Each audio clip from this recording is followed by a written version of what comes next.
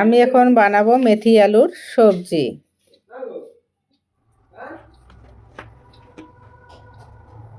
কড়াইতে একটু তেল দিয়ে দিলাম।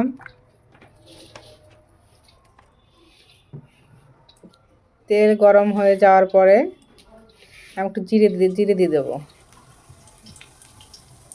একটু জিরে দিয়ে দিলাম। জিরে দেওয়ার পরে আমি আলুগুলো ছেড়ে দেব।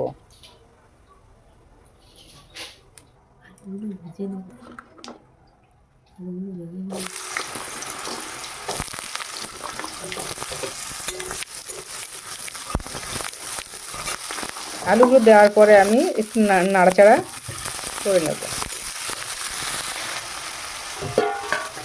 তারপর ঢেকে দেব। এবার ঢাকনাটা খুলে আবার একটু নাড়াচাড়া করে নেব। করে দিলাম। এবার কাঁচা লঙ্কা দিয়ে দেবো। এবার একটু হলুদ দিয়ে দেবো।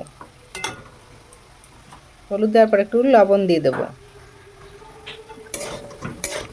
দেওয়ার পরে নাড়াচাড়া করে নেব। এখন কাশ্মীরি মেথি দিয়ে দেবো।